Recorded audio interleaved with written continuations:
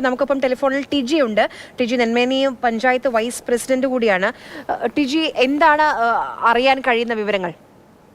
നമുക്കവിടെ രാവിലെ ഈ പറയുന്നത് പോലെ തന്നെ നേരിയൊരു മുഴക്കവും അതുപോലെ തന്നെ ഒരു വളരെ ഉച്ചത്തിലുള്ള ഒരു സ്ഫോടനവുമാണ് ഉണ്ടായത്. സ്ഫോടനം പോലെയുള്ള ഒരു ഒച്ച അതാണ് ഉണ്ടായത്.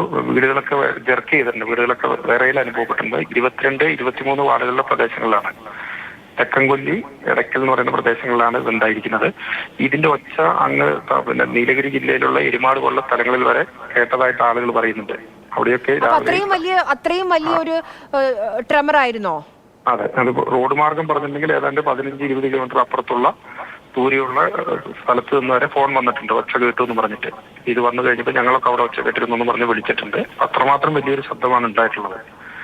പിന്നെ അതിനുശേഷം ആളുകൾ പരിഭ്രാന്തരാണ്. റവന്യൂ വകുപ്പും ബന്ധപ്പെട്ട ഉദ്യോഗസ്ഥരൊക്കെ സ്ഥലത്തേക്ക് എത്തി തുടങ്ങിയിട്ടുണ്ട്. പഞ്ചായത്ത് അധികൃതരോട് ഈ ഒരു കൂടുതൽ നെന്മേനി പഞ്ചായത്തിലാണ് ഏറ്റവും കൂടുതൽ ശബ്ദം കേട്ടത്. നെന്മേനി ഭാഗത്താണല്ലേ?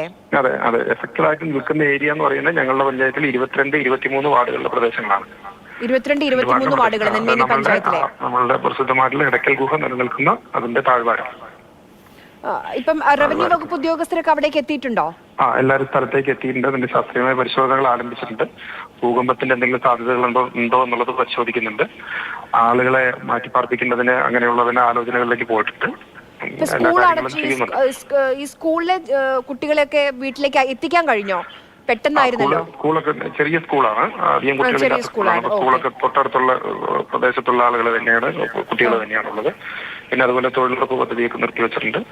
പ്രദേശത്ത് എല്ലാവരോടും പരമാവധി സുരക്ഷിതരാകാനുള്ള നടപടികൾ സ്വീകരിക്കുന്നുണ്ട്. ഇപ്പം ഏതെങ്കിലും കുറെ പേരോട് സംസാരിച്ചു എന്ന് പറഞ്ഞു, അതുകൊണ്ട് ചോദിക്കുകയാണ്. ഇപ്പം ഏതെങ്കിലും വീടുകൾക്ക് കേടുപാട് അങ്ങനെ എന്തെങ്കിലും ഉണ്ടോ? നിലവിൽ ഒരു വീടിന് മാത്രം വിള്ളലുണ്ടെന്ന് പറഞ്ഞു. ആ ഭാഗത്തേക്ക് വില്ലേജ് ഓഫീസർ പോയിട്ടുണ്ട്. ഉണ്ടെന്ന് പറഞ്ഞു കേട്ടിട്ടുണ്ട്. അപ്പൊ അവിടേക്ക് അത് പരിശോധിക്കാൻ വേണ്ടി വില്ലേജ് ഓഫീസർ പോയിട്ടുണ്ട്. ബാക്കി എവിടെയും അങ്ങനെ പറഞ്ഞു കേട്ടിട്ടില്ല. ഇങ്ങനെ വീടുകൾ ഇങ്ങനെ വിള്ളലല്ലേ? അത് ഉറപ്പായിട്ടില്ല. പരിശോധിക്കാൻ വേണ്ടി വില്ലേജ് ഓഫീസർ പോയിട്ടുണ്ട്. ഈ അവിടേക്ക് എത്തിയ ഇപ്പൊ ഈ കാർഷിക വകുപ്പിലെ ഉദ്യോഗസ്ഥര് ശാസ്ത്രജ്ഞരാണെന്ന് തോന്നുന്നു ആദ്യം ഐഡന്റിഫൈ ചെയ്തത് ഈ ശബ്ദം, അല്ലേ? അതെ അതെ, അതിന്റെ തൊട്ടടുത്താണ്. നമ്മളിപ്പോ ഈ പറയുന്ന പ്രദേശത്തിന്റെ തൊട്ടടുത്താണ് അമ്പലയിൽ കാർഷിക ഗവേഷണ കേന്ദ്രം ഉള്ളത്.